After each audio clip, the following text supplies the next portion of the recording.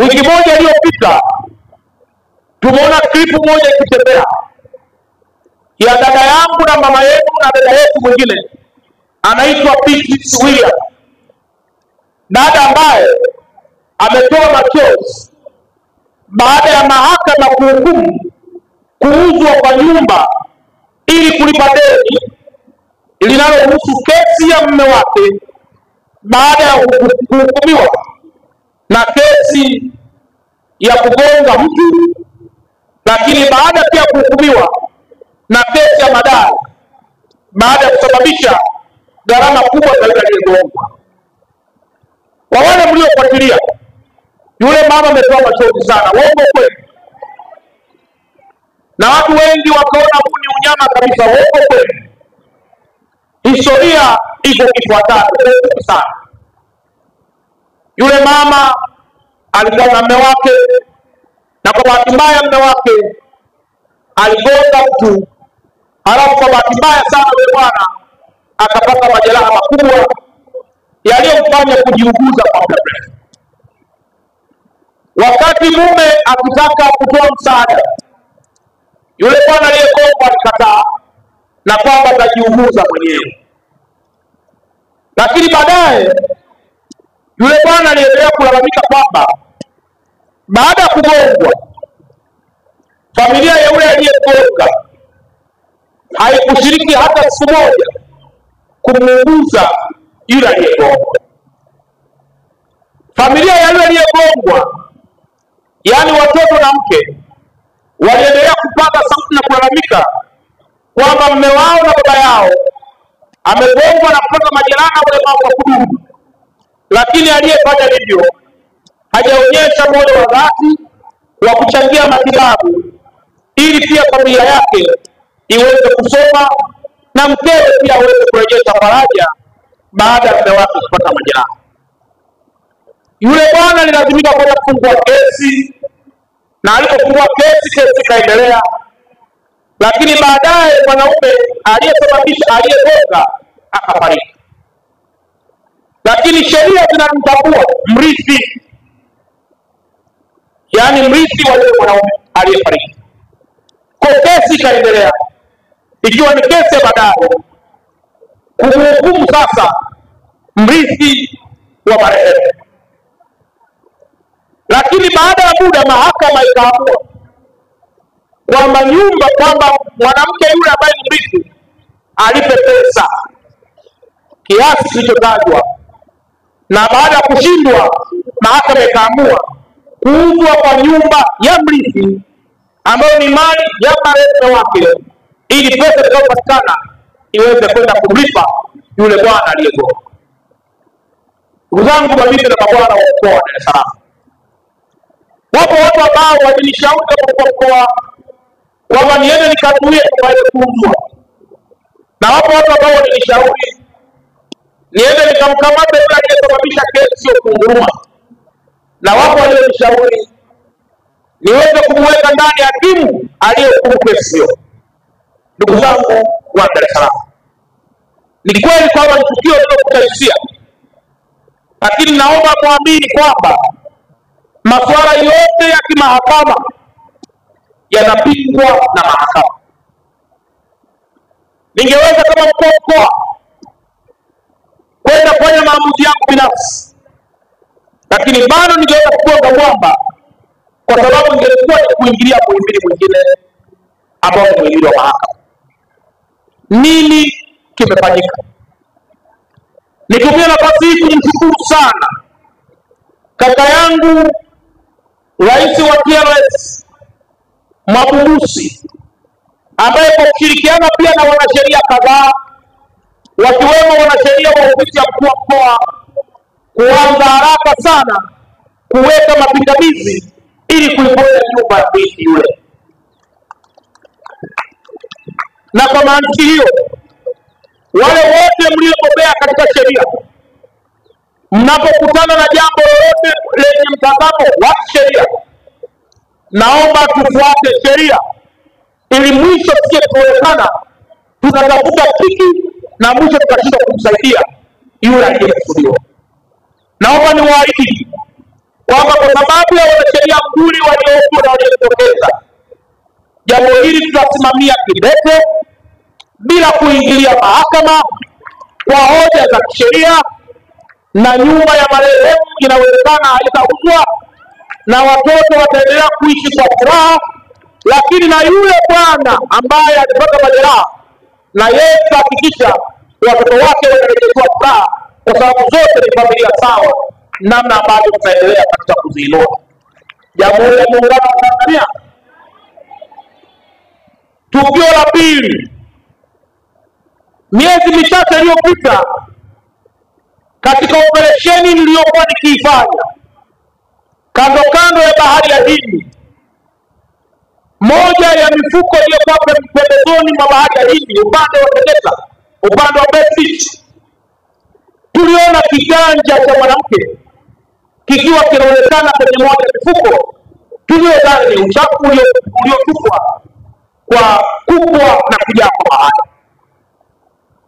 Lakini jeshi la polisi liliendelea kwa kina kwenye uchunguzi na kugundua kwamba vilikuwa ni vipande vya mwanamke, baada ya kuona mkono uliokuwa umepakwa jina na kubaini kwamba huu ni mkono wa mwanamke. Baada ya kufuatilia tukio hili na jeshi la polisi, ambalo kwa muda mrefu ama kwa muda wiki moja watu walilinyoshea jeshi la polisi milioni na kwamba limeshiriki katika utekaji wa mama yule, mama aliyekuwa anakaa Temeke. Mama yule, ndugu zangu, alikuwa na bwana wake ambaye alikuwa ameahidiana jambo labda la kuoana, lakini ambapo ilikuwa imegongwa na migogoro ya hapa na pale. Baadaye mama mzazi wa mama yule alimsikia binti yake akiongea na simu iliyokuwa inaashiria kuonana na yule mpenzi wake, na baadaye walionana na yule mpenzi wake. Siku ya kwanza ilipita, mama yule hakurudi nyumbani, na ndipo mama wa mama yule aliporipoti kituo cha polisi kwamba mwanae haonekani na watoto wameanza kubujika kwa machozi baada ya kuona mama hajarudi kwa muda wa siku moja. Katika kufuatilia na jeshi la polisi kupata taarifa, ikaonekana yule baba alimchukua mama yule akamweka kwenye gari yake, akaenda mahali akamchinja kama ng'ombe. Alipoona hana mahali pa kumweka, akamwagiza kijana akanunua mifuko na akamcharanga vipande ili vienee kwenye mfuko, na akaenda kutupa upande wa Tegeta na kule wa bahari wa Beach. Baada ya kukamatwa kwa bwana yule, alipokataa, kwa weledi wa jeshi la polisi walifanya mambo mazuri mpaka yule bwana kumuonesha ama kuonesha baada ya vipande vya mama yule alipokutupa, na ndipo jeshi la polisi likabaini kwamba kichwa cha mama yule kilitupwa upande wa Tegeta na baada ya viwiliwili vyake vikatupwa kando kando ya bahari ya Hindi upande wa Beach. Ndugu wa Dar es Salaam, katika kuadhimisha miaka 30 hii ya Beijing na katika kuadhimisha sherehe za wanawake duniani, tukio kama hili linasisimua, na wakati sana unaweza kuangalia mwanaume na ukashindwa kuelewa ana moyo gani. Ndugu zangu, nini kimefanyika? Naamini ningelikuwa ni mimi na wewe peke yetu tukamkamata bwana yule, inawezekana naye tungeweza pengine kumcharaka kwa, lakini kwa sababu nchi yetu ni ya kisheria, bwana yule yuko ndani ya mikono salama ya vyombo vya dola na mashtaka yameendelea ili kuhakikisha mambo yote yanakwenda vizuri. Jambo la tatu, alikuwepo dada yetu mmoja mfamasia pale Bagara, ambaye na yeye kwa siku ya kwanza ya pili haonekani, lakini kumbe watu kadhaa, ikiisiwa pia kuwepo na mume wake, walimuua wakamzika pembeni mwa nyumba yake. Watoto wale wadogo wanalia wakiangalia picha mama yao kwenye kuta, hawaioni hatima yao kwa sababu ya mkono wa kikatili alionao mwanaume yule aliyefanya mambo yale pale.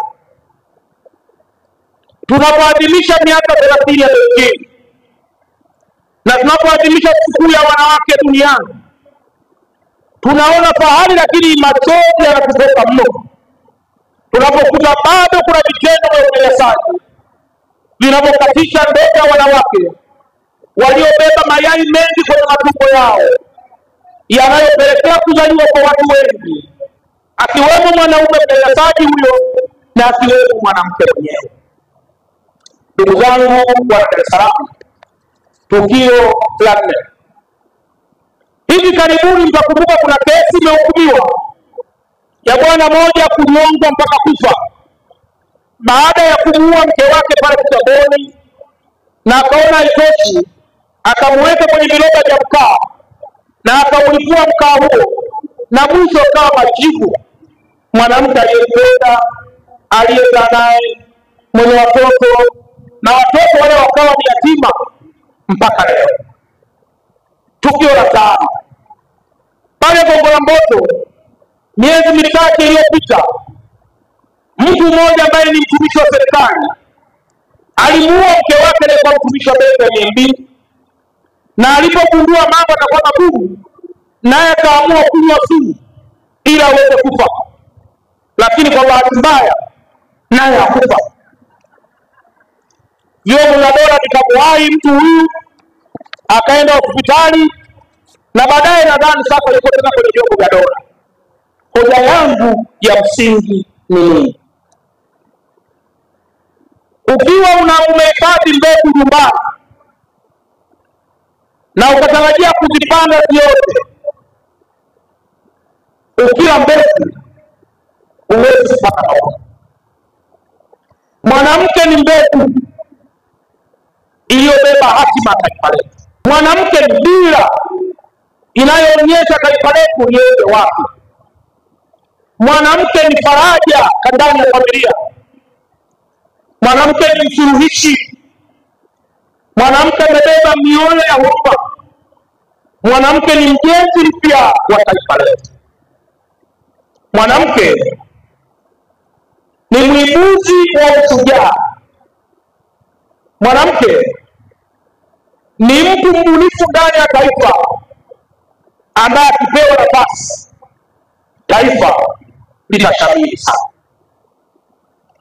Kwa ndugu zangu wote, leo wanaume kama mimi na wengine pia mliopo hapa, bado kuna matendo ya unyanyasaji.